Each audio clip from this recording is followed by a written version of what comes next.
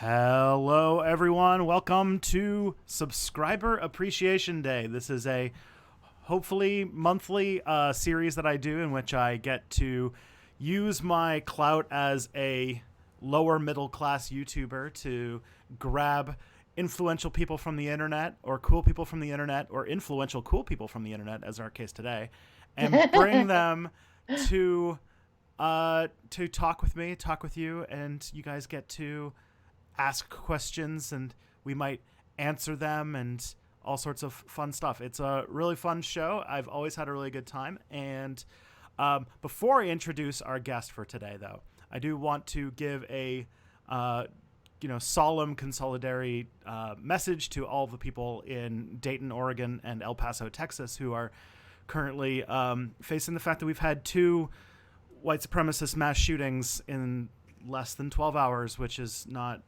a fun thing to start on, but it needs to be mentioned. Yeah, and the Gilroy one happened a couple of days before that. Oh, geez. Yes, but on a more bright note, I know getting the two of us together is going to result in the most uplifting and positive conversations, given the content that we do. But I want to introduce you to, she will not be showing up on camera, by the way, to Eiynah, who is the host of Eiynah. Sorry, Eiynah. Eiynah, sorry. My That's okay. English pronunciation is bad. The host of the podcast Polite Conversations, which you can find at soundcloud.com/polite conversations. I'll put a link in the chat for y'all. And Eiynah's channel Eiynah's podcast is about, described anyway, religion, politics, and sexuality from a liberal ex-Muslim perspective. One of the most requested guests I've ever gotten for a Subscriber Appreciation Day stream. Ah! And also I found out that the side hustle as a children's book illustrator. Right. General graphic designer and illustrator. So please, if I missed anything, please introduce anything else that the internet would like to know about. Well, I also post my podcast on YouTube, so I do have a YouTube channel, barely any subscribers, so go subscribe, look up Polite Conversations Podcast. I've lost it twice because of false flags, so yeah, anytime I build up any audience, it goes. So yeah, you get targeted for nastiness from the internet a lot, do you not? a lot from all over the place.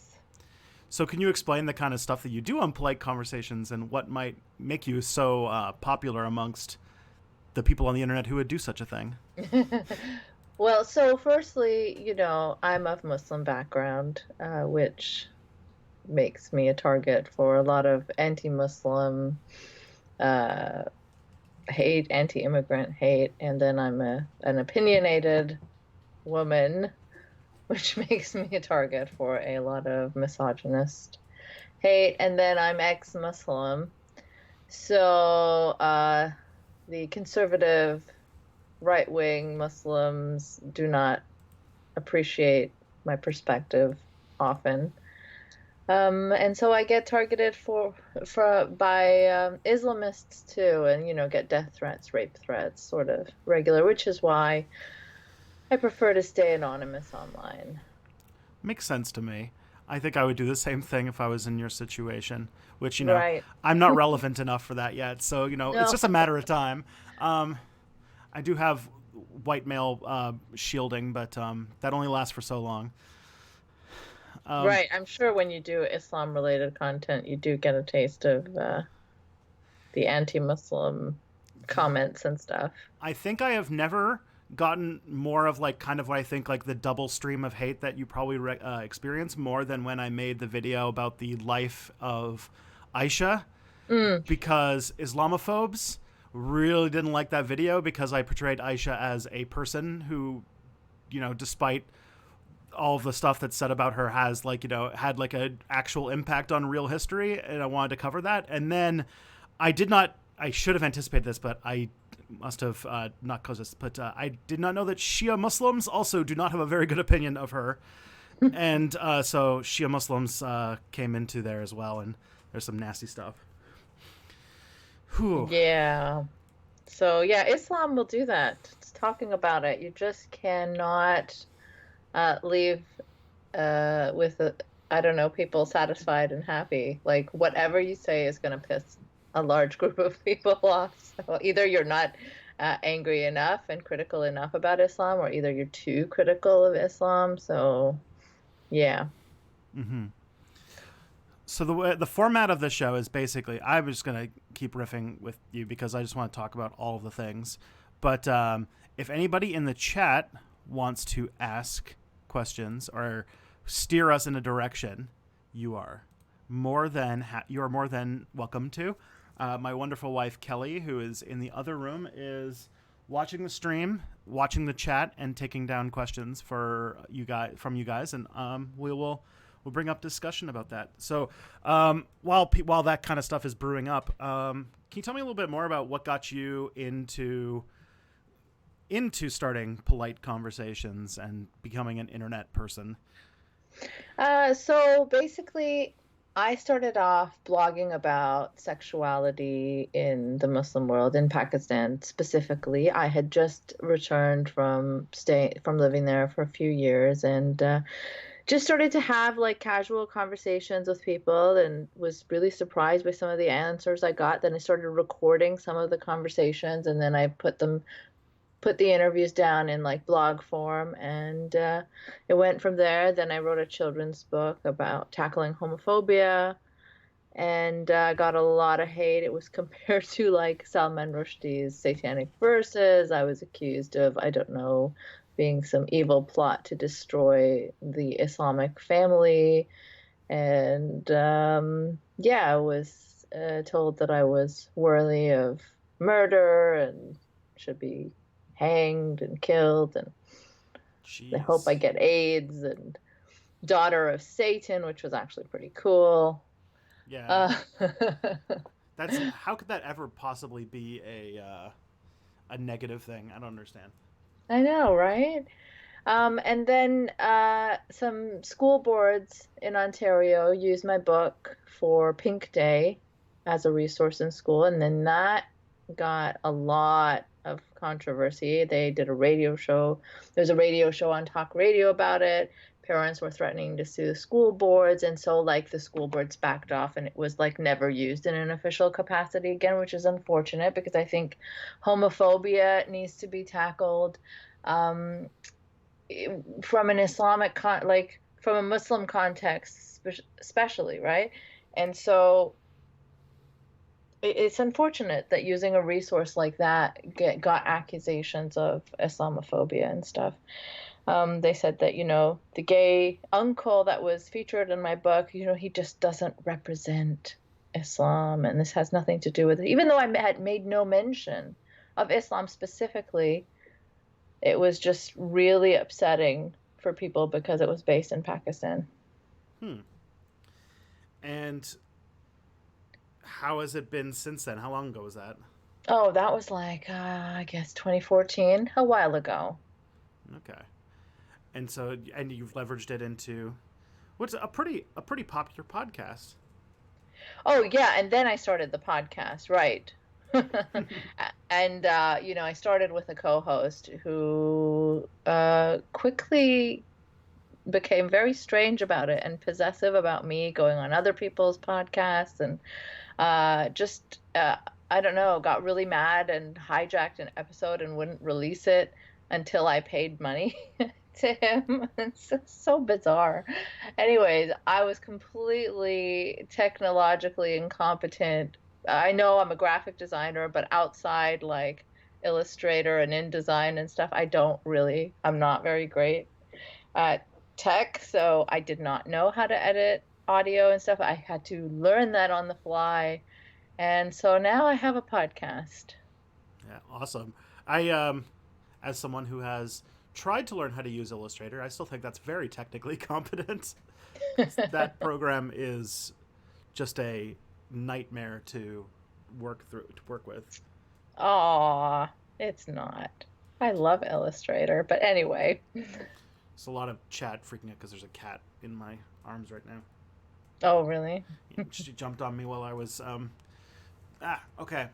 She's getting a little frisky.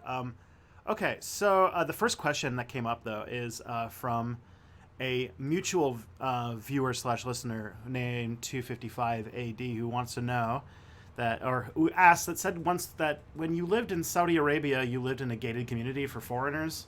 Right. And he's curious about how big it was, and was it like an entire gated town or something like that? So Saudi life is interesting there for expats. Like there's so many different bubbles of existence, right? So there are a lot of compounds, especially in the city that I lived in, Jeddah. And I guess they vary in size. There's some massive ones that are like little towns, like Saudia City, and then there's like uh ours was smaller, maybe like I don't know, 1,500 houses, 2,000 houses, I don't know. But we did have a pool. We had a little convenience store. There was a little hairdresser. There was a mosque, tennis courts. Um, yeah. Well, as someone who lives in Toronto now, I'm curious about. I'm just trying to get this cat to go away. Okay. What? I mean, there's probably a million ways you could say this, but I'm trying to think about like how, like, what living in Saudi Arabia compared to living in Toronto or living in Canada. I imagine there's a lot of differences. I'm wondering, kind of curious. Maybe it's an easy, funnier way to frame it is which ways that it's not that different, if that Mm, makes sense. okay. So yeah, so I was saying that there are a lot of different bubbles of existence in Saudi, and it's very strange living there, but you don't quite realize how strange it is until you actually leave it and have something to compare it to, right? So our compounds were like, I would say like reverse Amish compounds, like little pockets where you could be just like walk around in regular clothes, not have to wear the black cloak, not have to worry about morality police. And you could go swimming at the pool and genders can mix. Women still couldn't drive. They were cracking down on that. I mean, some people did, but if you got caught, you'd be in trouble. But then every day you leave the compound to go grocery shopping, to do anything, to go to school. So you do have to come in contact with morality police and, just the harsh realities of life in Saudi. So I know that uh, and this is something I've always been open about, right? Like the duality of my life as a foreigner in Saudi um, gave me the opportunity to, I don't know how, experience, I guess, a more westernized life, but also I had to live life under, Sharia. So I experienced both parts of this, and people who hate me or are critics of mine say that, I'm not authentically ex-Muslim enough because I wasn't oppressed enough in Saudi Arabia, because I had like access to a community pool, because I had a few hours of normalcy every day, and because I basically wasn't caned by morality police all the time. I mean, I did still experience seeing their canes, having them threaten me with their canes, seeing them hit my mom's ankle with a cane. So, it was pretty horrific. Mm-hmm. But I also had a community pool, so that cancels out, my legitimacy. So wait, for you to be a proper ex-Muslim, you have to experience the absolute worst oppression of the worst theocracy Right. of the Yes. entire Islamic world.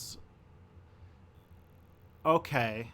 Exactly. So, this is the thing. If you don't learn your place as a tool for right-wing nonsense, then you're not really a legitimate ex-Muslim voice. That's basically what I had to learn, right?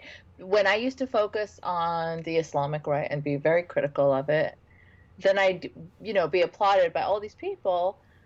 And just because Trump and white nationalism and this stuff has become more of a threat in this political climate, I speak about that more now with the same sort of uh, in the same tone, same way that I spoke about the Islamic right and Islamic far right.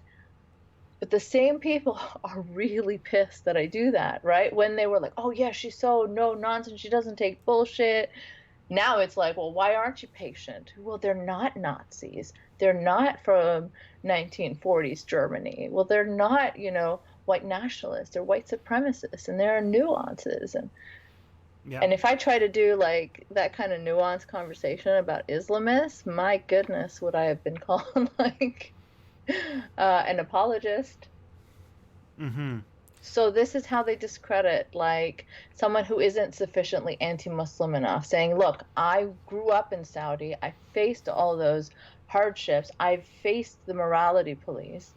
But you guys are fear-mongering about Muslims. This doesn't mean that every Muslim is like pro beating women or whatever. I've known some very progressive and wonderful Muslims as well. Yes, I've known the Saudi morality police types, but I've also known the very, LGBT friendly Muslims and all different kinds of Muslims, just like any other group of people in the world. So that's why it's important that I be discredited as an ex-Muslim voice, because I'm not really ex-Muslim. Maybe I'm a Muslim doing taqiyya. What? Oh yeah, the conspiracy theory of like being a secret Muslim spy. Right, exactly. And that's why I got myself all those death threats, by criticizing Islam. So I could convince people that I'm an ex-Muslim, but really I'm a Muslim that's tricking people into believing that I'm not Muslim so that I can secretly convert them to Islam, I think. For the people watching, just what Taqiyya is one of those things that I have wanted to make a video about at some point, but I want to tell everyone that it's basically a principle in which, because the way that Islamic law is drawn, there are things that there's a sliding scale of how not allowed things are, and there's also a side rule, which is that if you are under a place that actively occupies you and is actively trying to suppress your faith, that you can do things that are typically not allowed so that you can, not get oppressed, like when, say, the Spanish are murdering you for taking too many baths. Right. So, and it's also very obscure. It wasn't something I had encountered. It wasn't a concept I had encountered, like in my entire life, being raised Muslim in Saudi and Pakistan. And I hear this from a lot of other like secular Muslims or ex-Muslims too, that this is just something that we came across that was being used against us by anti-Muslims in the West. So it's bizarre. Mm-hmm. And it's become this kind of like red flag. If you hear someone talking about taqiyya, which is spelled Taqqiya, or some variation of that, then you know that there's something up. They're not really all there in their rational criticism of Islam. Mm-hmm. Yeah, threading that needle on the internet must be so hard because, I'm someone who has been accused often of being an apologist for Muslims, mm-hmm. because I did a lot of my research on Islamophobia, and I talked about like a lot of the things that you've talked about, where like Islam is one of the largest religions on earth, and you can't and just very diverse, extremely diverse. But like, I think like there's a popular conception that like the entirety of the Islamic world, or the entirety of the MENA region in general, is like Saudi Arabia. And I'm just thinking of like, isn't like Lebanon known to be like Party City? And I'm like, how does this all come together? Even Saudi Arabia, though, that's why I stress, like, the different kind of life that I've had is that you can live there and have a pretty pleasant childhood. I mean, until you go outside and then you have something to compare it with, and you're like, wow, that was pretty fucked up that we had to wear a burqa every time we left the compound, But what I'm saying is, yeah, it's not 24 hours of being beaten by the morality police. There are places where you can go party, you can go drink, like the American Embassy, Canadian Embassy. They used to throw parties all the time, and there are different pockets of freedom. There's like from what I hear, like a thriving underground gay scene, probably just for men, but it's not something you think of when you think of Saudi Arabia, right? Mm-hmm. There's elaborate parties, but there's also extreme oppression. And it's through those, I guess, understanding both those aspects of life there that you can get, I guess, a better grasp on what it's really like. It's not really quite as simple as it's made out to be, you know? Like, and I struggle with that a lot. Like, when I think back to my childhood, I have a lot of fond memories for the city that I grew up in, you know, the good times I had in school, going to the beach, going to the pool, things that people in Canada would consider regular, good childhood experiences, right? But then you zoom out a bit more and you think of the oppression of women, the fact that, you know, I couldn't drive, my mom couldn't drive. I still struggle with driving. Like, I got driving lessons for the first time, I think 2 years ago, because the longer I left it, the more of a big deal it became to me. And then when I moved to Canada, uh, I lived on campus, and then I, you know, moved downtown Toronto, where you really don't need to drive, and it's really a hassle to have a car. Um, but now I'm at a point in life where I need to drive, and it's a struggle for me, you know? Like, it's been left so long that it's become this huge, massive deal, and I'm scared. I'm scared when I get behind the wheel. I'm better now. It's been a couple of years, but I'm still scared of like highway driving and stuff like that. So it's had long-term impacts on me. Not that I can understand it completely, but as someone who failed their driving test 4 times and then just kind of gave up and never went back, I sympathize with the anxiety that comes with driving, but I know there's a lot more built up from the things that come up. Yeah, Yeah, from being told that women can't drive, from just having your life lived differently to the men around you. You know, like one time I was in Saudi, I think I was maybe 13, 14. I was with my dad and the driver. People like, because women can't drive, people have drivers there. Um, it's not some like mark of massive privilege. It is, of course, privileged. I guess like yeah, I'm gonna go into now. Yes, I did have certain privileges. I got a Western education. I lived in a compound. So yes, I acknowledge those privileges. I never, ever claimed to be the most oppressed woman in Saudi Arabia. Now that that's out of the way, let me continue my story. The car broke down. And then my dad and the driver, I think, were trying to deal with, I don't know, getting the car fixed. I had to step outside the car because people were pushing it on the street, but I had to stand on the sidewalk. And even though I had my abaya, of course, you never leave the house without it.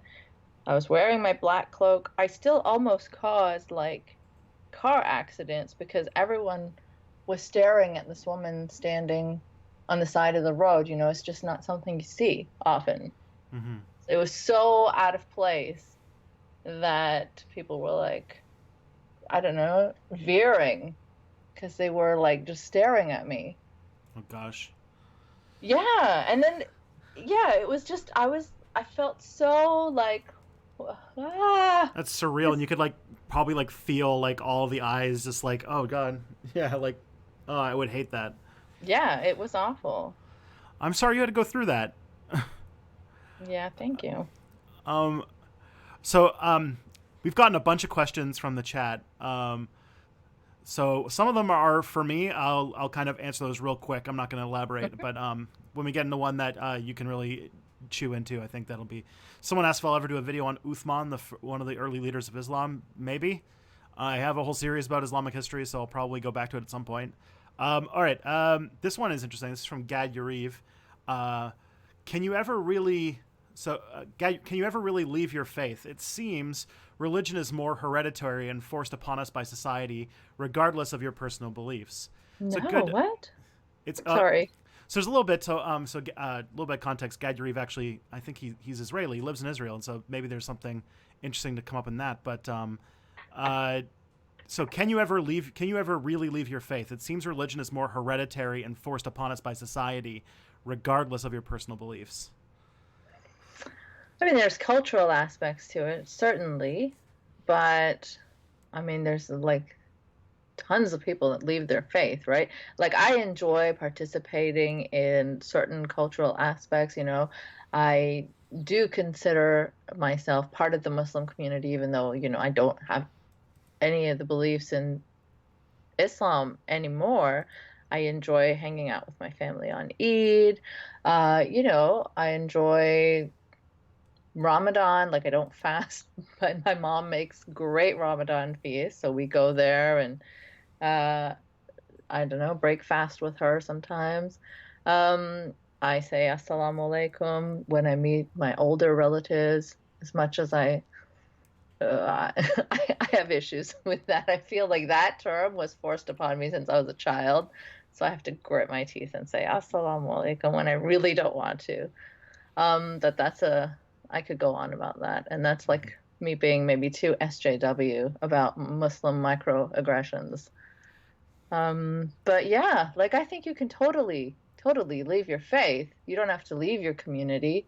Sometimes though, you're forced to, because unfortunately, especially in conservative societies, as many Muslim communities are, you are not given the choice to leave and also participate in community life, right? So I'm fortunate. My parents are very accepting, and they kind of knew that I was not really into religion. I think since I was little, and my Quran teacher used to come, I'd be hopping on my bike and riding off and hiding behind bushes. My dad would come behind me in the car, but then I'd go into like little tiny, I don't know, back alleys and stuff, and he'd never find me. And I would escape my Quran lessons.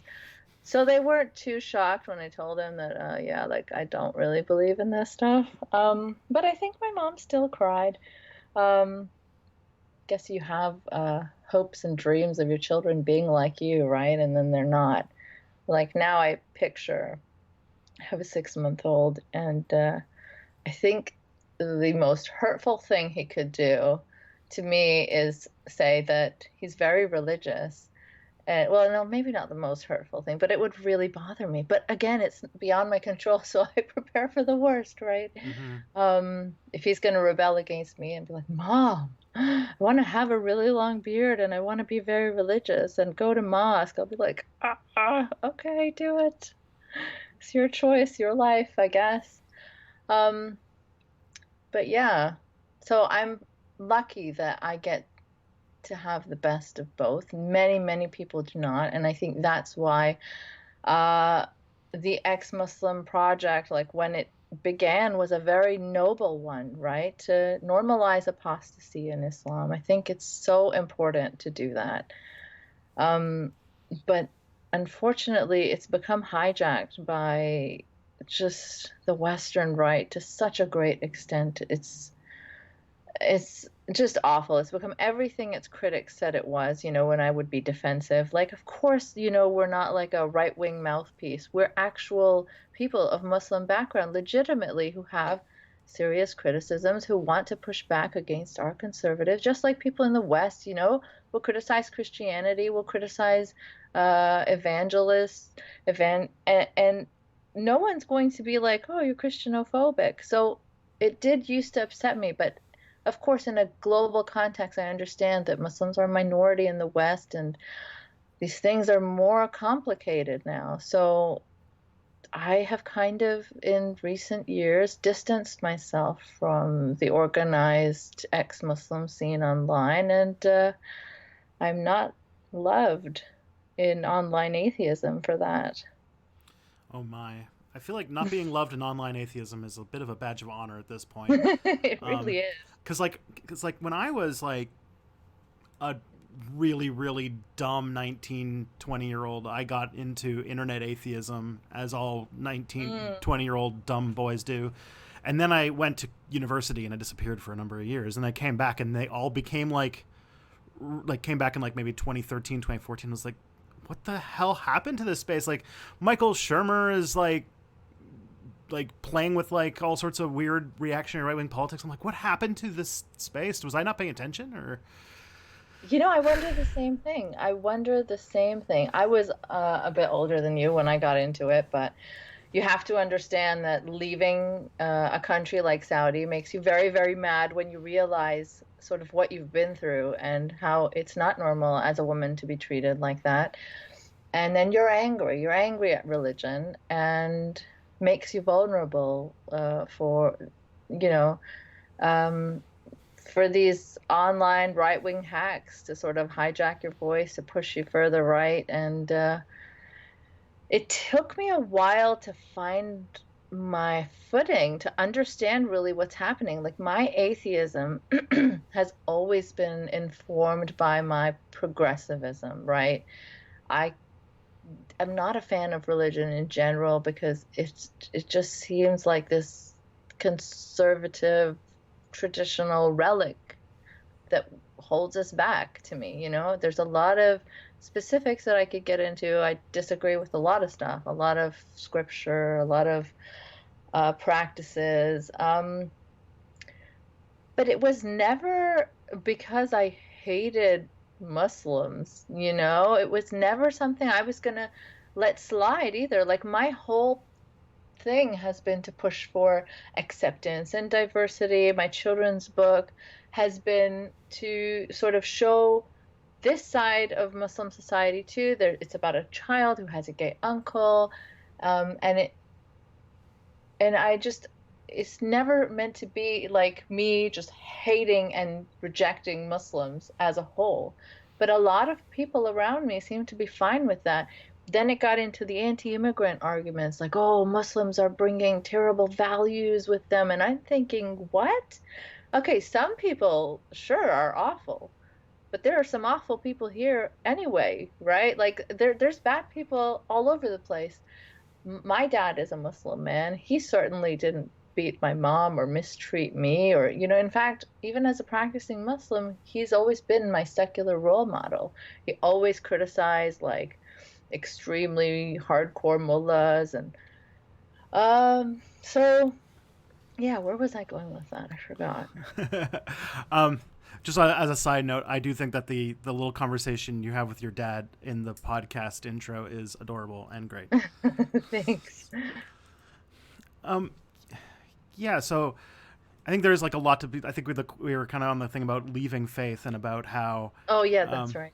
But like, I think you kind of spoke to a bit about how religion can be, like, this is a reason why, like, where I, like, in angry atheist world now, I kind of have cooled off because, like, I'm thinking, like, like, when you want people, like, if you, like, the major criticisms against Islam, like, there's valid criticisms, I agree, but, like, there's a billion Muslims out there. Like, there's no way you're going to say the right thing and abandon this, like, identity that is, like, core to, like, not only, like, as you mentioned, it's community, it's, like, nationality, it's, like, it's family and culture and, like, all sorts of stuff all in this really complicated mix, right?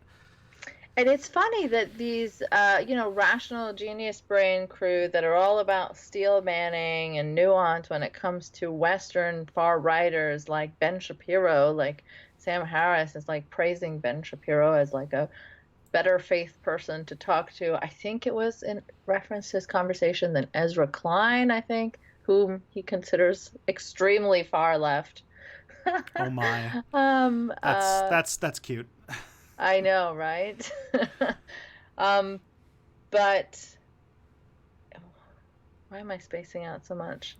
I forgot what I was saying. It's Sunday afternoon. It's a long weekend, Oh, no. And also, I was up at 3 o'clock because my baby decided to get up and want to chat till like 5:30 a.m. So forgive me. I think parents of babies get a free pass when it comes to any sort of sleep deprivation related spacing out. So don't worry. Seriously. I forget. But what was I saying? I was saying something about Ben Shapiro and, like, the nuance that's, like, attributed to, like, the West. Steel manning. Yeah. There we go. So they want to steel man the worst of the worst people over here. But when it comes to steel manning their opponents, say, Muslims, they are not interested in any steel manning over there. It's all about straw manning. Like I saw, I think Mehdi Hassan tweet this thing about a conversation with his 6-year-old child, some like funny random conversation. I forget what it was. And some asshole like tweets to him, "Oh, ha ha, she's almost old enough to marry Muhammad," right? And it's like, it's so awful to have to deal with that all the fucking time. Like, you can't tweet about anything without some anti-Muslim bigot getting in your face and holding you accountable for what Muhammad did, you know? Mm-hmm. It's like, what the hell do I have to do with that? Yeah, it'd be like if it's just imagining going to every Christian and being like, well, actually, like the Apostle Paul wrote in these letters all these things about women, so you have Right, like it's like right. It's like Muslims can't win, right? So people like Sam Harris say that he wants to champion like liberal, progressive, open-minded Muslims. But really, no.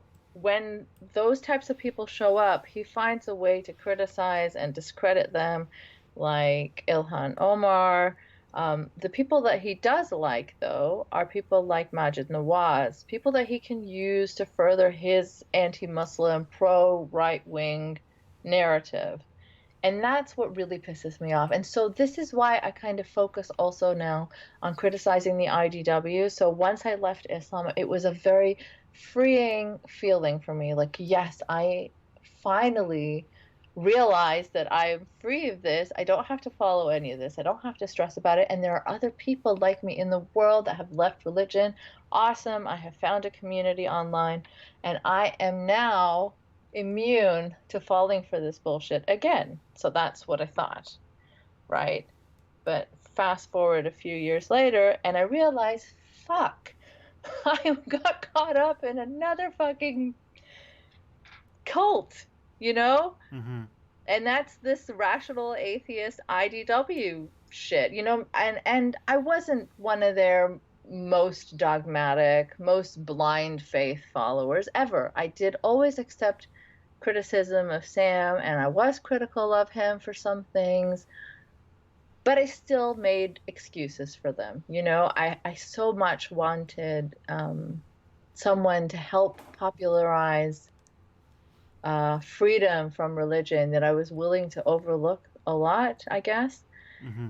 And now, in this climate where the far right is rising, dangerously so, and their silence and their excuses and their terrible priorities on like milkshaking, outraging them more than, anything else that they talk about. Like, anything else can be going on.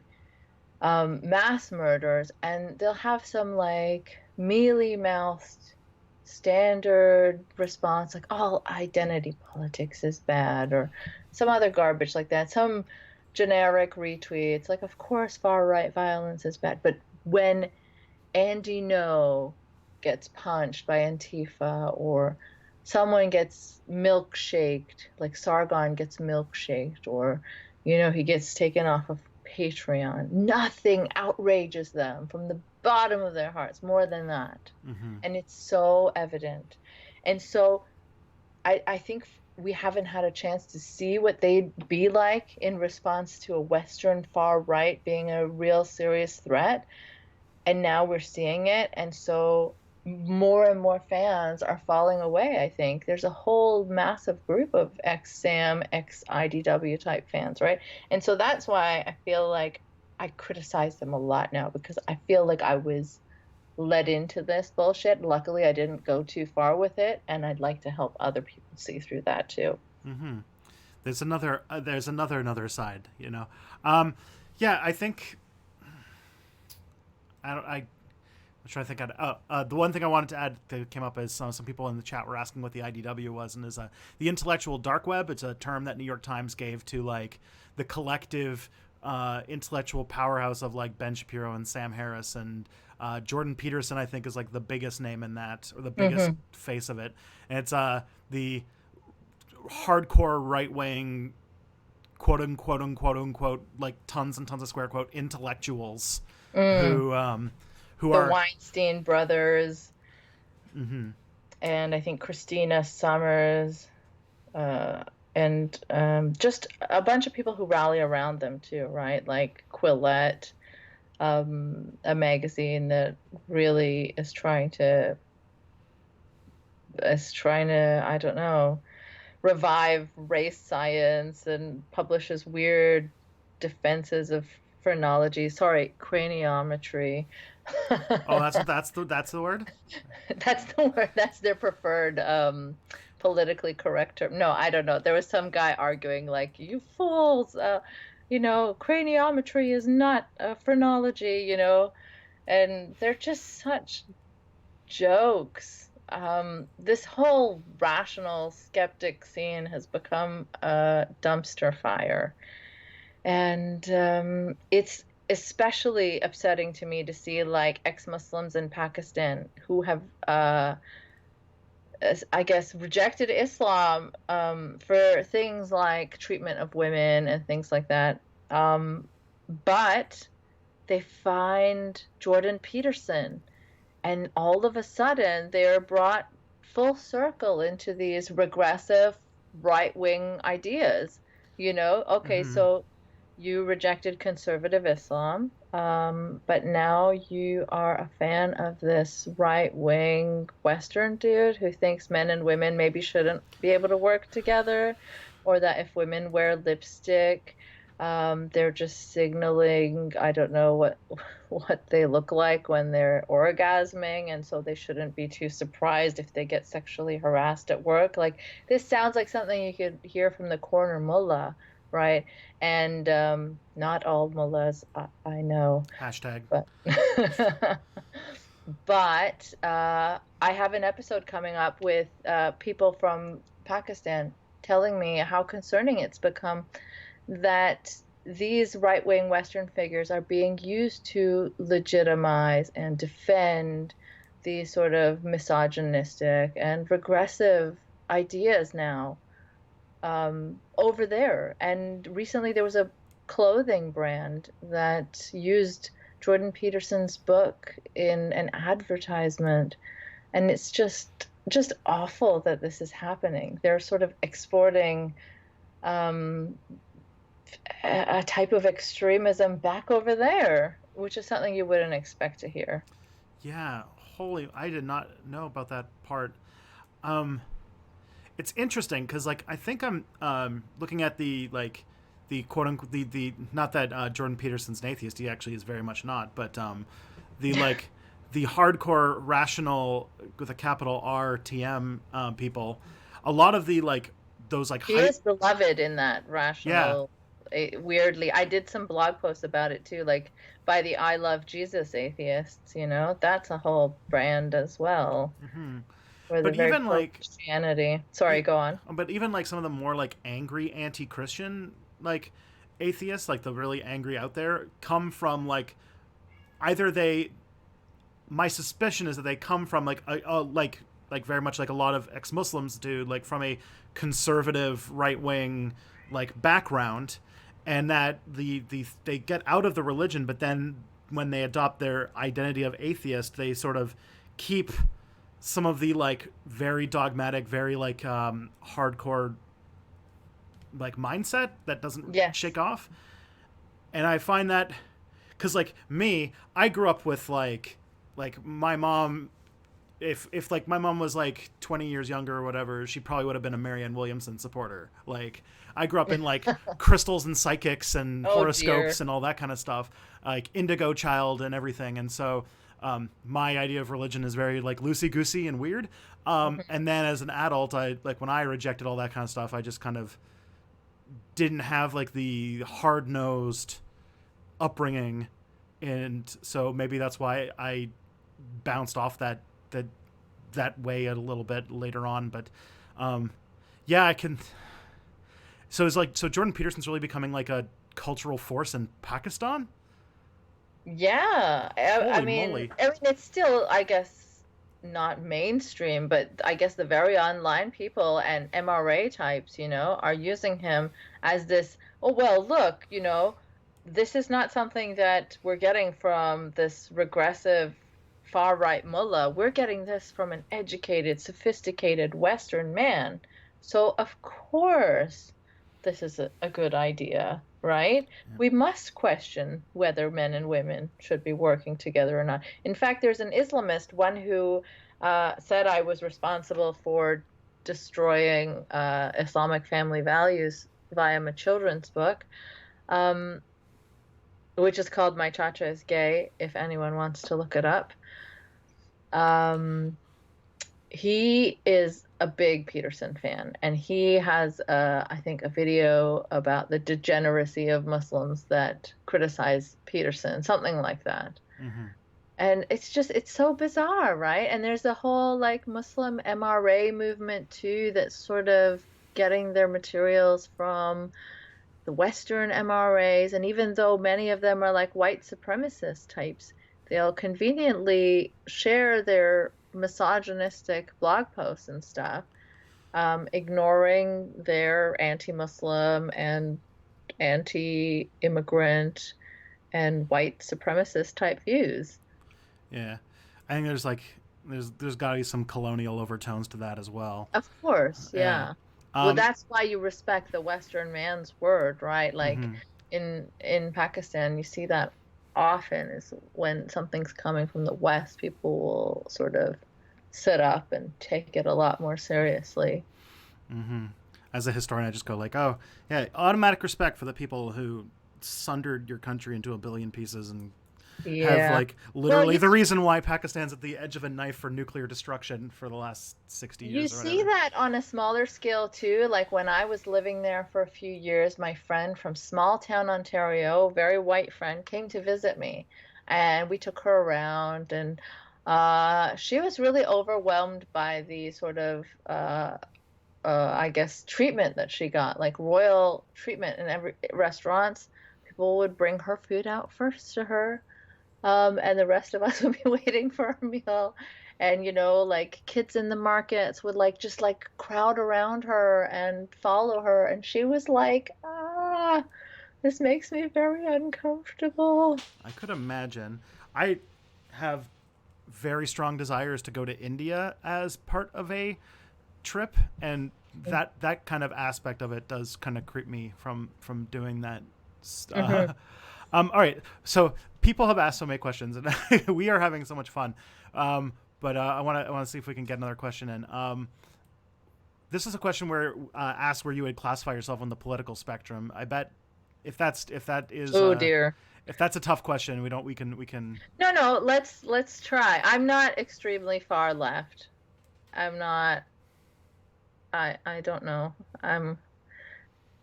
Go on. Ask the question. Or is that it? That was the question. That was the question. Okay. I would say I'm on the left. I despise right wingery. But I'm also not too far left. I'm not a centrist. Is that good enough? Yeah, I think that fits. I imagine, that fits. It's kind of like. But if you ask like the people that hate me, I'm like the furthest left, radical, person you could imagine, because I dislike anti-Muslim bigotry. That makes me some kind of, I don't know, a postmodern neo-Marxist, like as Peterson would call all his opponents, right? Mm-hmm. A term that makes zero sense if you know what any of those words mean. Okay. The next question comes is like, what part of Pakistan did you grow up in? Karachi. Well, no, I didn't grow up there. I grew up in Saudi Arabia. Mm-hmm. My background is pretty complicated too, right? So when someone meets me and they're like, "Oh, where are you from?" I'm like, "Oh my gosh, do I want to go into like this long story?" Because I don't have a simple answer. But like, yes, I am of Pakistani background. I grew up in Saudi Arabia. My family is from Karachi, though. And I lived in Karachi for a few years. I did a couple of years of schooling there, and then I lived there after getting married for a few years as well. All right. So that means, oh man, you must be.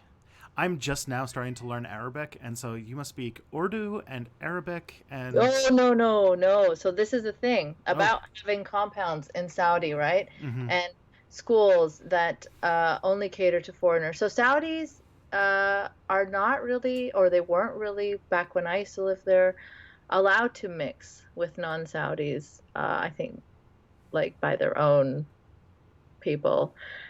So the compounds housing foreigners did not usually allow Saudis in because they kind of had their own, I guess, lifestyles going on there, and the Saudi government perhaps felt threatened that their people would be corrupted by these evil Western values or whatever if they mix too much with foreigners. And then Saudi schools were separate and non-Saudi schools were separate. So there were no Saudis in my school and no Saudis where I lived. So the only time I came into contact with Saudis was when I left the compound, which is on a daily basis, but it was like interactions like, waiting at the doctor's office, buying stuff at the grocery store. My dad had some colleagues that would come over, and we went to their weddings and things like that. But I didn't really have many close relationships with Saudis, but at the same time, I was kind of surrounded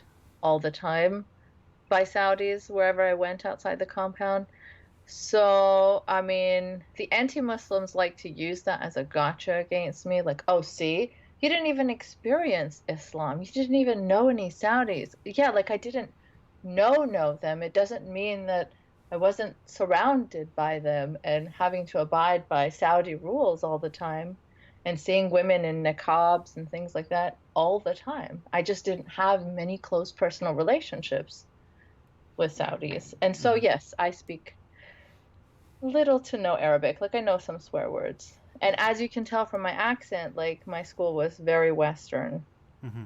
So it wasn't actually such a big culture shock to move to Canada. I had more of a culture shock going to school in Pakistan for a couple of years from Saudi. Yeah. Okay. Well, that's fascinating. Yeah, it's bizarre. It's very hard to explain. Yeah, because like most of the people that like the people that I knew who were like Westerners or who were from away who lived in Saudi Arabia usually went to those like international schools, Right. Yeah. where like they just live in a complete like a bubble of North America that's just been transplanted there because their dads are all making a bajillion petrodollars or something. Right, and there's like tiers of compound. There are those compounds that you're talking about where like yes, there are like the filthy rich compounds where everyone gets their own mansion and yeah, your parents are making bajillion dollars and stuff. That was not my life either. Mm-hmm. But yeah, there are some like more modest compounds as well where like you'll see that there's more, I guess, international people, not just like North Americans. So you'll find Pakistanis and Indians and yeah. But the racism in Saudi is so open too. Like people paid according to their passports. So like if my dad, this is before he had a Canadian passport, my dad was paid according to like whatever a Pakistani should make in his position. So if he had like two Americans working under him, they could be making like twice as much as him because they have an American passport, even though he is their superior at work. Wow. Can you imagine Okay, that? Yeah. And like because yeah, I mean I know that there's a lot of racism towards South Asians and Yes, a lot. Saudi like in the general peninsula. Like I know that there's like horror stories about the workers in places like Dubai. Yeah. Oh yeah, one time we were parking our car and a Saudi told us to get out because he's Saudi and it's the last parking spot and he's owed it. And so my mom was terrified that if she stood up to him, like she would, like we would get thrown out of the country. That's the thing. Another thing, you like have to live in fear because you're a second-class citizen. You have zero rights in Saudi especially as an expat from a country that's like Pakistan, like doesn't have much power over Saudi Arabia. if you're, I guess, American, then still Saudi Arabia may have some accountability of what happened to you. But if you're Pakistani, then you just really have to live in that fear. Hmm. So I was like an angry teenager. I remember getting mad and being like, "Excuse me?" Like, what the fuck? Did you tell us to like move our car so you can park it because you're Saudi and we're not? And I think I yelled at him a bit, and then he just like he was surprised and he left. But my mom was like, "You're gonna get us kicked out of here." My, that that just that edge of fear at all times must just that could get to you. Can you imagine like I don't know, going to the mall and like demanding a parking space from someone because they look different to you. You're like, "Hey, you know, I'm a proper Canadian. You look like you may be an immigrant, so get out of this spot." Well, enough about what Canada's going to be like in 25 years. Um, oh, this is an interesting. Depressing. Yeah, this is an interesting, fun question, or I don't know, it's fun, but interesting to know because of stuff. But what is environmentalism like in Saudi Arabia if it exists? And is there such thing as like any effort for eco-friendly? Have they ever? Is there any like ideas about transitioning out of oil or anything? Oh, like okay, I left there when I was a teenager, so haven't really kept up with that. There is, of course, I guess always the fear of what happens when we run out of oil, and you hear about the Saudi government worrying and doing things like Saudiization because they have, I guess, they had at least a large expat population, and so they worried what would happen when the expats would no longer be interested in coming there and living there and being overpaid to tolerate life in Saudi. Hmm. So a lot of people were losing jobs, I remember, because they were kind of training Saudis to take over, I guess. I don't know how environment related that is, but it Hmm. that's what I remember. And yeah, other than that, like, I mean, we learned about it in school. We learned about recycling and we watched videos about Canada actually in school and the blue bins. It's weird how often Canada comes up in international conversations for such a out of the way country that doesn't amount to too much. It's strange. Yeah. I think it's curious. I think like one of the things about about transitioning out of oil that I think is just a funny anecdote is that some obnoxiously wealthy part of the royal family guy has like this plan to take hundreds of billions of dollars and take this like uninhabited part of the country and like make this weird tourist paradise slash scientific compound Oh dear. with How like how is that going to work with like alcohol bans and all of that? oh, it gets even more interesting because there was like the plans were for glow in the dark beaches, What? a robot Jurassic Park, and like just like places where they would just get the best scientists in the world all living in the same place, and it was just like this is what happens when you have hundreds of millions of dollars and just no one will say no to you for anything. Yeah. Yeah. I mean, I don't know. That sounds ridiculous, but there's a lot of ridiculous ideas like that when people have a lot of money, right? Yeah, that's how Dubai got made. Right, right. It's like how half of the weird things in Dubai happened. Um, all right, another question is so you said you left the atheist movement because famous atheists were turning reactionary. I didn't Uh, really leave. I feel like I'm still there, just sort of being critical. mm-hmm. Yeah, the second sentence is, "I don't get why we have to let those people define atheism. We don't. There We you don't go. let tankies define socialism, for example." You don't let them define atheism, which is why I criticize them all the time and I hang around and I don't say I'm leaving this all behind and I'm no longer identifying as an atheist. In fact, I am pretty vocal that I'm an atheist, that I'm still an ex-Muslim, and these are my values. And I get letters and emails from ex-Muslims that have been like, oh my gosh, I didn't want to identify as ex-Muslim or atheist because these people just made it sound so awful and I want nothing to do with that. But I'm so glad to have come across you and your content. And, now I find that there's an ex-Muslim voice for me too. So, yeah, we shouldn't let them define it, but we should not also deny that in organized atheism there is a widespread systemic issue with bigotry. You're doing good work. I think that having your voice out there is you have a unique enough voice that you're inspiring people. Obviously, you're getting emails about it. Thank you. So the next question, I think you answered this partially, but maybe you could get to it, and that is, why are so many ex-Muslims online, like Yasmin Mohammed, Ali Rizvi, Armin Navabi? Oh dear gosh. Why are they so insufferable? I wish I knew. Look, I was once friends with Yasmin. I am completely sympathetic to the horrible experiences she's had with an extremist family and being married off to an extremist. And I invited her on my podcast when she was not like a big voice, she didn't have a big platform. I was happy to support her. And then all of a sudden she started to get attention and she shifted completely, like far right sympathetic. And when you see an account do that, you will see them double, triple, quadruple overnight. She has become this massive, massive account.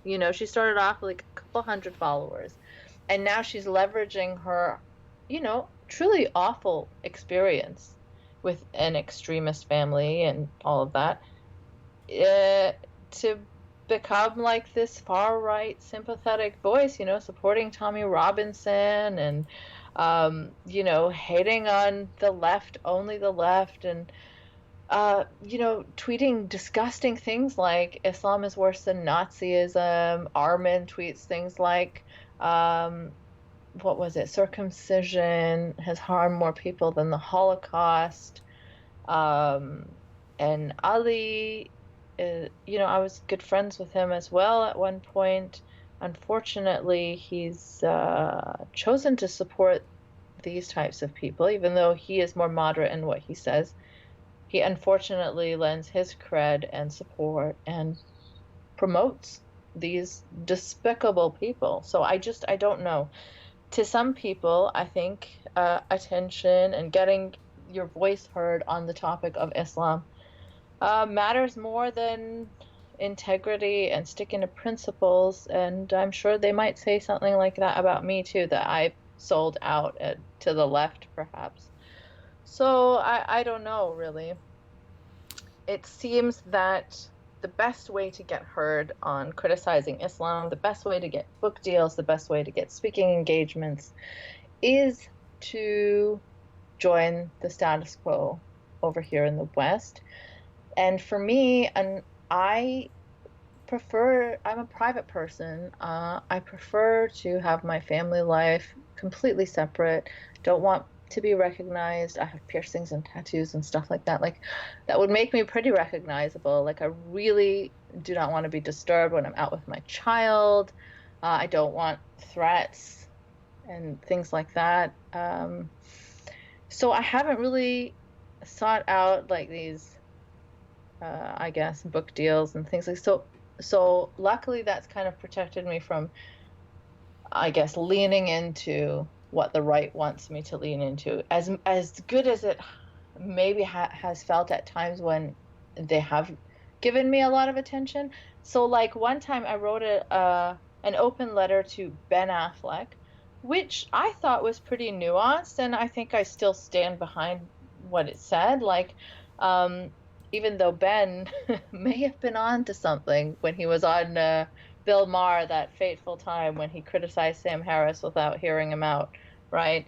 Do you remember what I'm talking about? I remember the incident, yeah. Right. So I wrote for a Pakistani paper saying that, look, I'm a Muslim woman and I appreciate you standing up for us. Well, no, I'm a woman of Muslim background. and I appreciate you standing up for us, but I do feel that someone needs to start these conversations as well. Like I do, and I genuinely do feel like our conservatives really do need to be pushed back on. And they do not get the pressure or the pushback that they deserve. And it is complicated when Westerners want to be that voice, so perhaps they're not the best choice, I guess. I see that now, but at the time I was like, look, he's just trying to have a conversation, to let him have it, right? And these are the issues in Saudi, blah, blah, blah. And so I guess people like Bill Maher, people like Sam Harris found it a very useful letter, and so they all shared it all over the place. It got so many shares, like the website crashed. And then yeah, I guess it felt good in the moment to have all that support, but then you zoom out a bit and you're like, wait a minute, why are these people supported? Like, once you scratch below the surface, like Sam Harris, why is he supporting me? Like, I used to be a fan of his, but even the mildest criticism, like I had him on my show one time. We had a 3-hour conversation where I like really very patiently and kindly questioned him on some of his associations, like support for Tate Rubin and Douglas Murray, the terrible anti-immigrant. He claims ignorance on a lot of stuff. He makes a lot of excuses, says some pretty appalling things. After that conversation with him, I realized that really he only supports me when I can be useful to his narrative.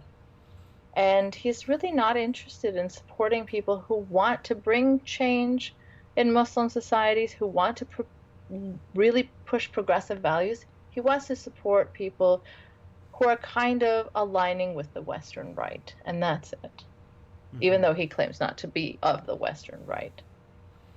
No, he just is always kind to them, and softballs are... He recently had, like, that race science guy on, did he not? Like, yes, he did, Charles Murray. I think that was really like the last of the last of the last straw.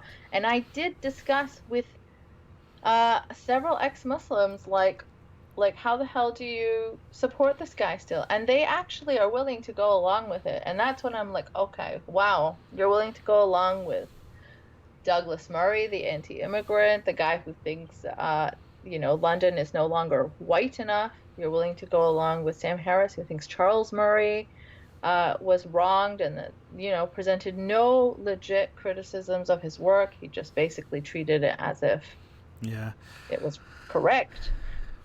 I remembered it was the stuff on torture and nuclear war that backed me away from Sam Harris.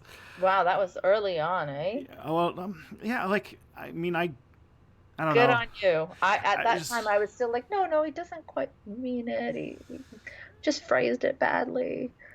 Maybe I just like I just remember bouncing off of that and being like, okay, like in my mind, like I think the thing that always comes up when a lot of people when a lot of like the criticisms of Islam come up that don't come as like constructive, in my mind I'm just like, okay, there's still going to be a billion Muslims. Like what is you're going to say about how bad these people are? Are you going like what's your solution? Right, especially when I used to talk to ex-Muslims more often, there would always be this argument that Islam should be eradicated. Fuck reform, fuck trying to push any progressive values, reinterpretation, and I'd be like, what? Like, how are you what a stupid, unrealistic idea that is. Like, how are you going to compete against a religion that's been around for over 1,000 years and it hasn't gone anywhere yet? I mean, you cannot just eradicate it. And I mean, then also think of the implications of saying that kind of shit in a publication like Breitbart saying Islam has no place on the planet. If this is what ex-Muslims are going to be doing, then I want no part of this, right? Mm-hmm. Yeah, just like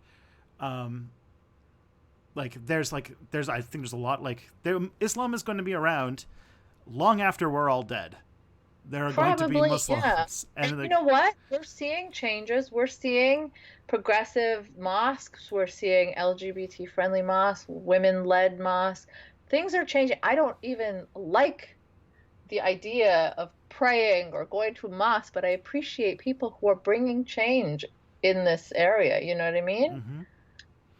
Um, I think that's far more realistic, and that's how I think these things will maybe be left behind in the past eventually if we sort of chip away at them with modernity and more progressive modern values rather than harsh calls for eradication in far right publications. Like, it just makes no sense. Mm-hmm. Probably also wouldn't hurt to attack the cause of why people became so hardline and conservative in that region. Like maybe Right. the ending constant Oh, they have warfare and no interest set in up that. puppet dictators and all that kind of stuff that has caused this backlash.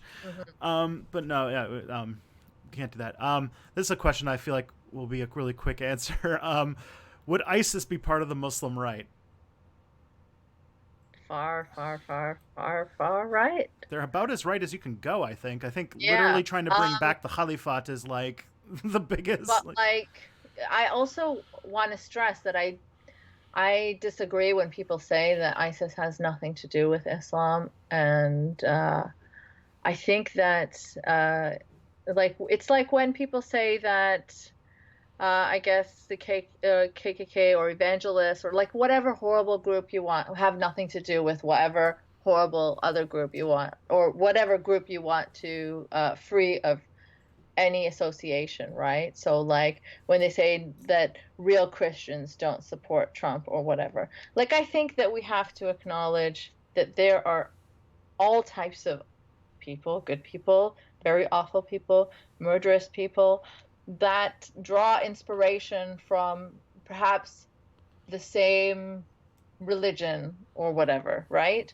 So we can't say that it is just Islam that has created ISIS. We can't say that uh, ISIS have absolutely nothing to do with Islam because they do perhaps cherry pick their ideas from that. Like the raw material is there for them, right? So I just find it like a bit of an apologist tactic, like, and just unhelpful. And perhaps this is some place where we disagree, Tristan. Yeah, Like, this is like, I will admit, like, all right, so my scholarship's not super great, but if I do recall, so there's a video I made a few years ago. right, I think I just watched that today. Yeah, that was based on an open letter written by a group of Islamic scholars about what ISIS was doing on a theological basis. And I mean, I can't speak to a religion I don't belong to. Hmm. And so I just thought that that was a good tactic to go down if it's addressing them on their own terms about that kind of stuff. I do actually think that you do have a point that that there's a like whenever I try to think about the context of ISIS, I always try to think of it in historical geopolitical terms as like the Hmm. sort of power grab by by like first of all by Sunnis who all of a sudden found themselves going from the minority rule party to being ostracized from the new U.S. led government, and on top of that, a But aside from that, there are like religious elements, religious inspirations, scriptures that they draw from, right? mhm, So, I mean, when Sam says that it's simply just scripture or religion or ideology driving them, or he emphasizes that that is the major factor, I think that's wrong too.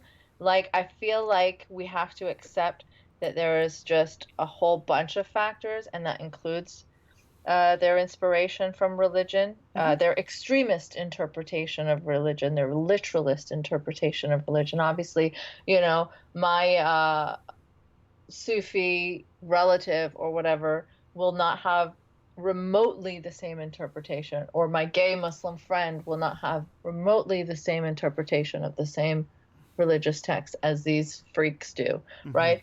But it is unhelpful to say that they have nothing to do with Yeah, Islam.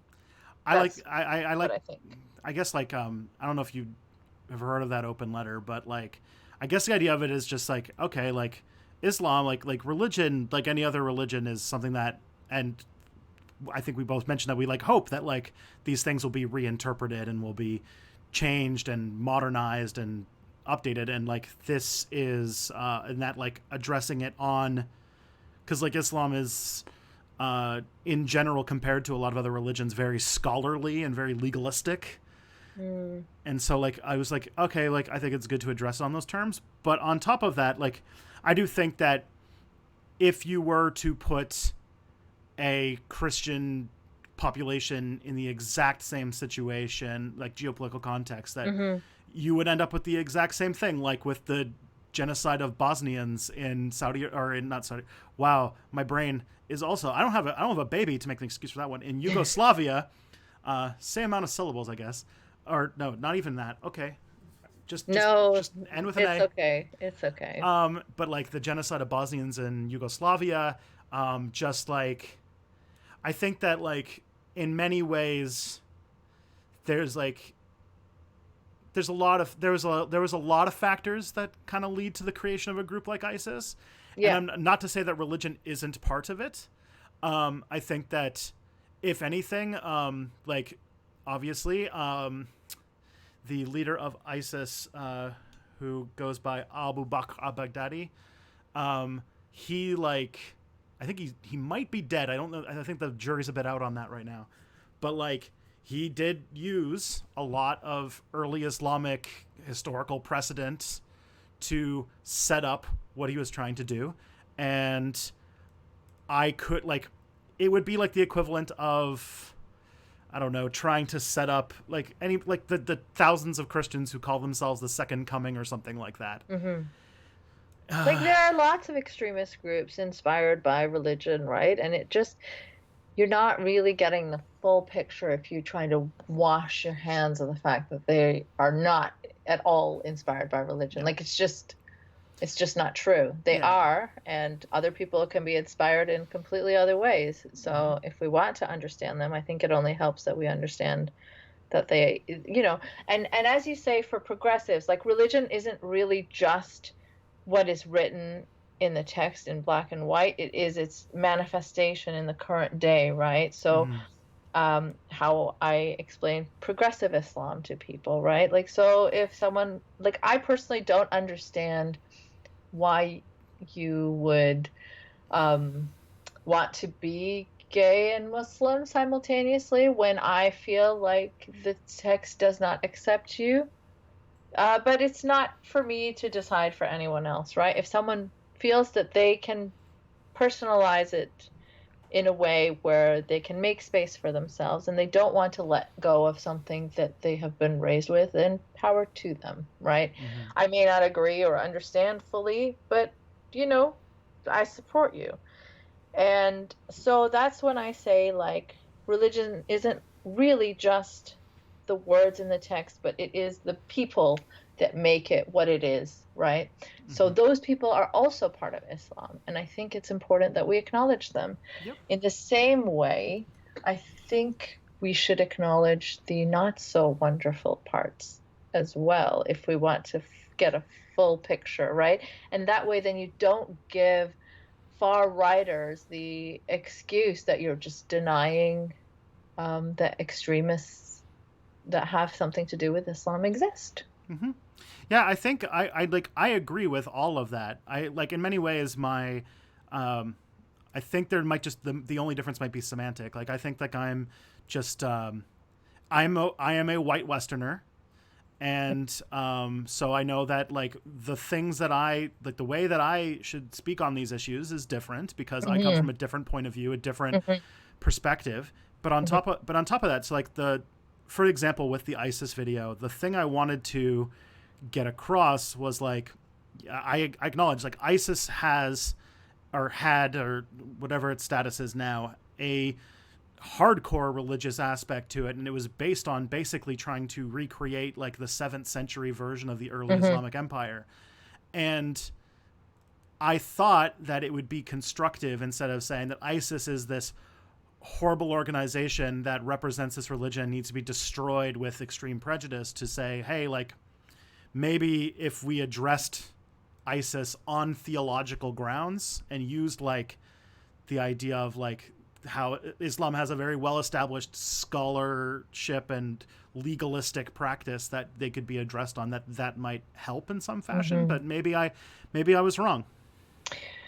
Yeah, I guess there's different approaches to it. Like, to me, I feel like that can just be seen as an excuse, right? Like, so it's true. I am coming from a different perspective. Like, for me, it's a lot more personal. Like, I have seen a lot of, obviously not ISIS level extremists, but I have seen like, extreme conservatism in front of me. I've grown up in Saudi Arabia, so I'm a little more careful about excusing that and its relationship to Islam. Like, I feel like if we want to push through and sort of, I guess, modernize Islam, we have to acknowledge when it's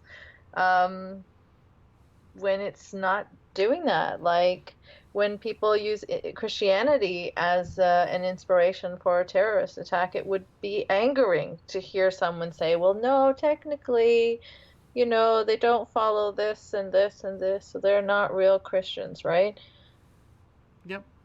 So you can use the text to be cherry-picked in many different ways. Yeah. And in my mind, I don't see that as necessarily wrong. We just need to cherry-pick it in a progressive direction. Right.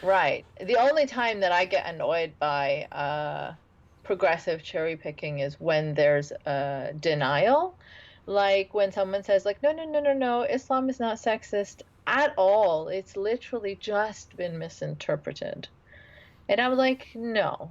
You're free to interpret it how you like, but I feel like it's really an injustice to the people who have been mistreated because of scripture having sexist parts to it, to say that everyone got it wrong, all the scholars got it wrong, except for you and your progressive buddies right now.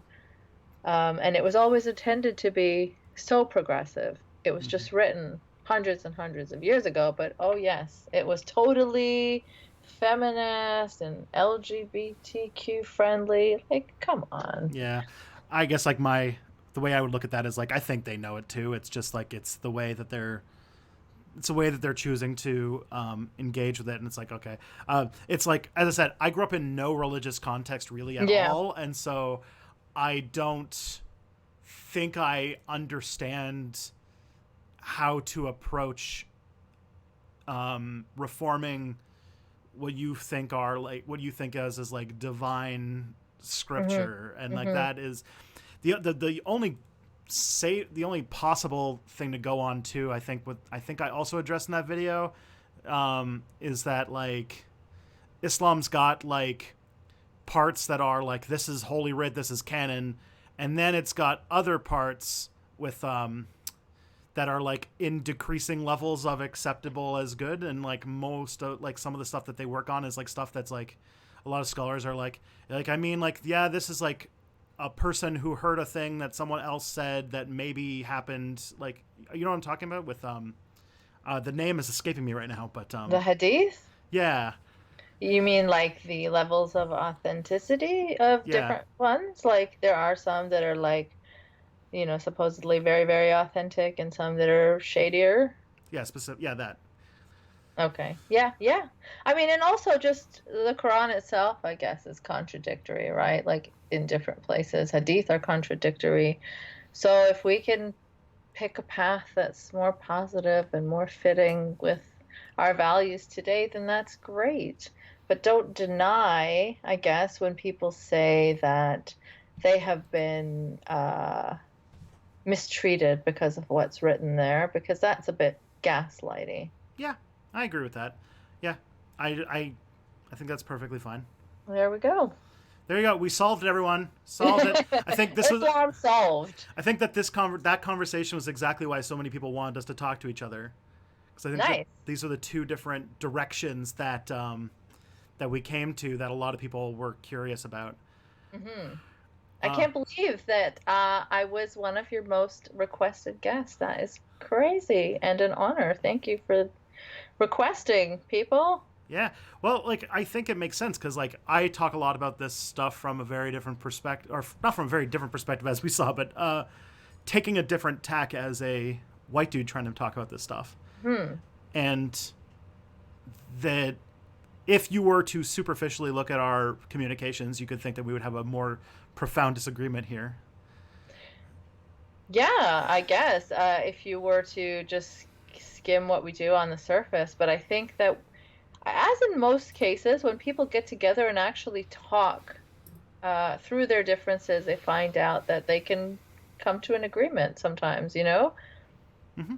And Yeah. I think politically we are pretty aligned, right? It's not like I'm like all Breitbart and critical of Islam and you are Yeah. not, you know? So that helps, I guess.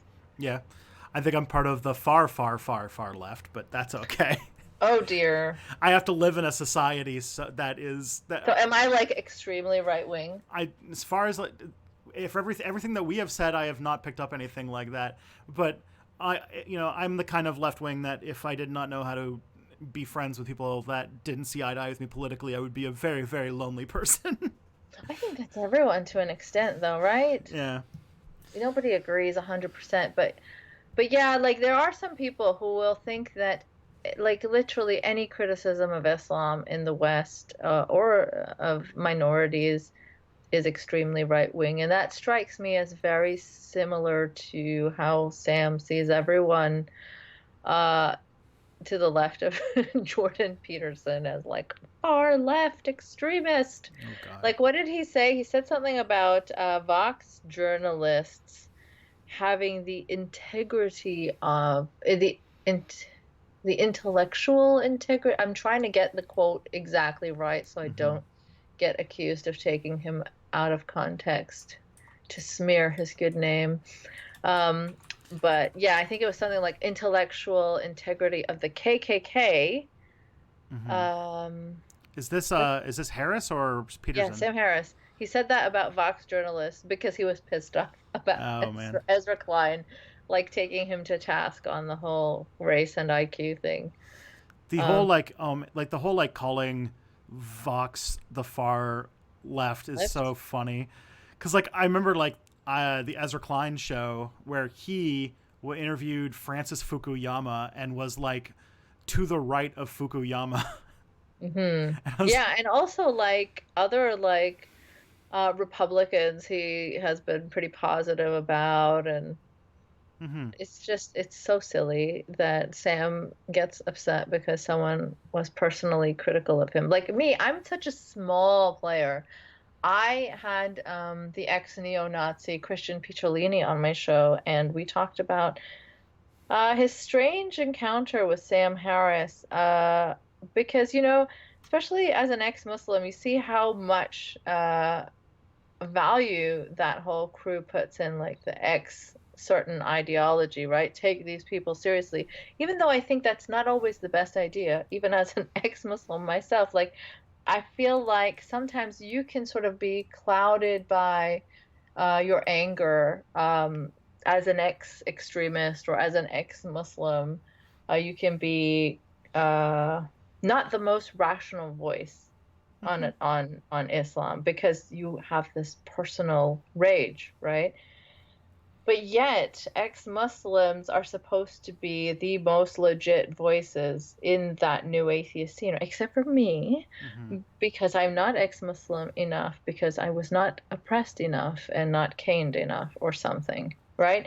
Um, so, so yeah, so then you think that ex-Nazis, right, they would understand the importance of listening to them to combat that extremism as well, right? But when I heard that Christian Picciolini was going on Sam Harris's show or doing a live event with him, I was like, ew, that's going to be odd. And it did turn out to be odd because Christian criticized Stefan Molyneux pretty harshly. And I think he said something like he toes the line uh, for Holocaust denial.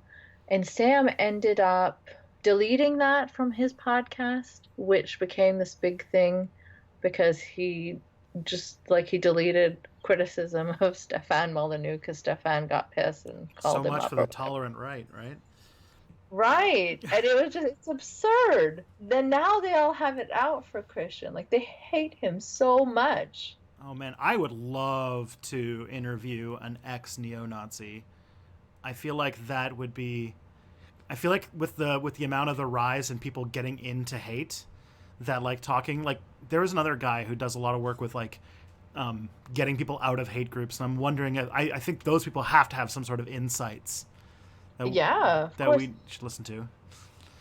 I think in if people are involved in that work of de-radicalizing, then definitely they probably do have some sort of insights because that's the work that they do. But if they are about just hating their former ideology and only just like hate, hate, hate, oh, this is so bad, then I don't know if they're operating fully rationally because they're just sort of still stuck in that angry phase. But Christian, you see, he isn't like that. Like he isn't just angry. He actually sympathizes with these people and tries to sort of bring them out with support and friendship, you know, Mm-hmm. which is not the case for many of these yes mean type ex-Muslims who are like fear mongering about Muslim birth rates and saying shit that when someone tweeted about how Muslims are portrayed in the media and how that could be very dangerous in regards to hate crimes against Muslims, she tweeted justifying the hate crimes, saying, no, the hate crimes are in response to how Muslims behave. Something awful like that. So yeah, when when taking a voice from that's formerly of an ideology, you have to really consider the kind of work that they do and see that they aren't just operating Yeah, from a hateful, irrational place. because these things come from like they're connected to they're totalizing parts of your life, like they connect to every aspect of your life, and to reject it in some ways like is in many is to like lose a lot. And so sometimes anger can be like that coping mechanism of like, yeah, you're going to do something that might alienate you from your community, your national identity, your family, your like it could like there's like it can get pretty bad in some cases. um Hmm. to say like putting it mildly. And so I can imagine like that being the thing that keeps you going for a while when you're coming out, and having perspective on that so soon after leaving is like that's unfair to people leaving to going through that kind of transition, because that's like that can be a really chaotic time of your life, What do you mean? like Sorry. leaving a religion or leaving any sort of like totalizing world like thing that fits that kind of thing, So what's unfair? to like expect people who are like dealing with like just like transitioning out of one totalizing lifestyle to another to like then be able to be clear and rational and cool-headed about their criticisms and everything like that. Oh yeah, no, not immediately, but I think once you've been out for like 10 years, you should be able to have some sort of a reasonable take on something like Islam, right? Like Mm-hmm. especially when you're in a climate where anti-Muslim fear-mongering is like Islamism isn't something that's going to harm people in the West. Like people are not, let me rephrase that. People are not, Islamism can harm people in the West, like in the forms of people getting taken into extremism, right? And attacks or whatever. But overall, Islamism has no real power in the West, whereas anti-immigrant, anti-Muslim sentiment has real power in the West, power in the White House even. So similarly, if I were in Pakistan, where Islamism has real power, I would be speaking about Islam in a very different way, and I would not be speaking about Christianity in the same way that I do in a Western context, because Christian minorities there really have it bad. So I wouldn't be joining, like, say, the Islamic right to bash Pakistani Christians. As much as I dislike Christianity, you Mm-hmm. have to be careful how you speak about these things and take into consideration the climate that you're speaking about these things in, right? Mm-hmm. Here, it's really no big deal to criticize Christianity. Like, Christians really are under no threat, even though they claim to be. Similarly, It's part of the Sunni Christian Muslims. brand. So it's the same way though. Sunni Muslims in Pakistan absolutely are under no threat. So if you hear like my atheist friends in Pakistan talk about Islam or Muslims, it can be shocking even to me. Like, they'll say things that would be considered very anti-Muslim in this environment, but you have to consider, to them, there is no other oppressor other than Muslims. It's a completely different environment. Mm-hmm. Yeah, unfortunately, in the West, with Western mass media, no matter what we say, it trickles down, right? Yeah, and so it's weird. I have seen ex-Muslims that have considered Tommy Robinson, Tommy Robinson, the British Mm-hmm. nationalist, Yep. uh, him a hero. These are like teenagers in Pakistan because he has these really strong anti-Muslim sentiments. For them, it's like cathartic to hear, but for Muslims in the West, it's like they recognize it for the dangerous rhetoric it is. Mm-hmm. And but like this, like, just to kind of like remove it from context to show like another example of this kind of stuff is like how in Uganda, um, the Western American discussions about LGBTQ rights Hmm. has Hmm. translated into a lot of hardcore anti-gay Christian stuff. And now that's not as indirect. Like, that actually, there's actually like American evangelicals who put money into like repressing LGBTQ plus people in Uganda, but like this stuff, yeah, like when this sucks so much, but when you are in the West, you are speaking on a global platform in a way. Yeah. Yeah, and I just mean like with global like connectivity, right? Like the internet, like we all have to take into consideration how our voices are taken around the world. Mm-hmm. Okay. I know that we are like we're really pushing the limits of how long we can go without baby needing Yeah, help. yeah. Um, let's see if we can do one more fun question. I know there's so many questions I didn't get to. I'm so sorry, everyone, but it's just you're too much fun to talk to. You're gonna have to come back sometime. I would Um, love to. so this is so when did Islamophobia come into existence? When did it all start? And like, oh boy, there's a lot of answers to that one. Yeah. Oh gosh, I don't even know if I can answer that one really. Let me just say this. I used to be the kind of pedantic atheist that really had a problem with the term Islamophobia, because the focus of that term is on Islam. And I Mm-hmm. used to say that criticism of Islam should be fine. It's bizarre to have a term that protects the actual religion, and it's true that a lot of conservative right-wing Muslims did use the word Islamophobia as a shield, like, from any criticism at all, right? So it always made me uncomfortable. However, now in the post-Trump world, I see the fear mongering around Islam itself. Mm-hmm. It's become sort of hysterical. It's not normal criticism of religion. It is, and it's specifically about Islam. It's not Muslims. Like, I used to say that why can't we use the term anti-Muslim bigotry, because that covers like the bigotry towards Muslims, which is the bad thing. But actually, this portrayal of Islam as this, like, I don't know, worldwide, like, this crazy, engulfing, evil force, you know, sort of reminiscent of anti-Semitism. Uh, Mm-hmm.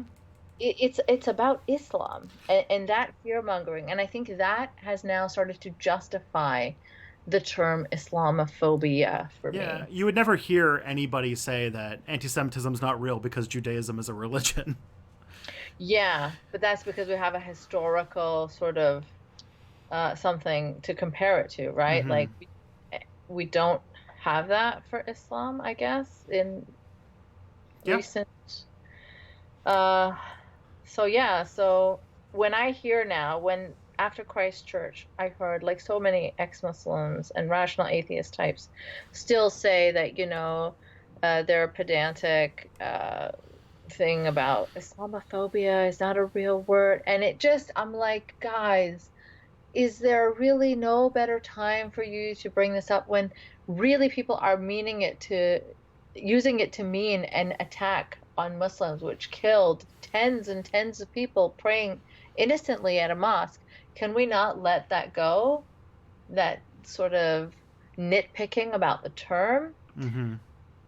So yeah, I've changed my mind on that quite a bit. There's also a lot of explicitly racial parts to it. Like in my research for my master's on Islamophobia, you can see from the data that like if you look at what racial groups make up Muslims in the United States specifically, the largest demographic are African Americans.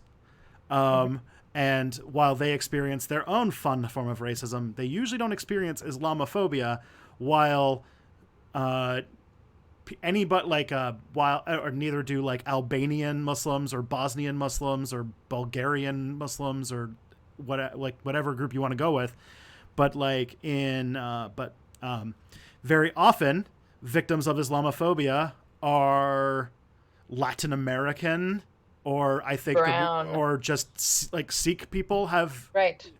Yes, it's a very racialized bigotry. It is. I mean, who is still denying this? I don't know. Like this whole Islam is not a race thing. Yeah, but you know, Islam is being racialized. Like it is perceived as the brown religion. This is why Sikhs are attacked with Islamophobic attacks. You know, this is why you're saying Latin Americans are attacked. You know, it's the perception that brown must equal Muslim. Yep.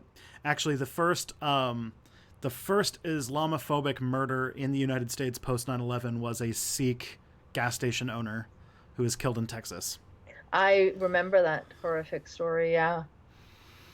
Oh, that was not a fun dissertation to work on. Yeah, I can imagine. I mean, that's very specific also. We'll have to talk about that Yep. sometime. Oh, I think I hear young Yes. voices awakening. So I will let you go and be mom. All But right. thank you so much for coming on the show. Can you please just plug all of the things that you want people to look at of your stuff before you go? Yeah.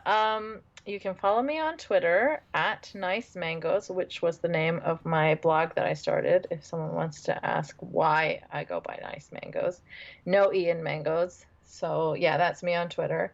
You can find me on Facebook if you look up Nice Mangoes.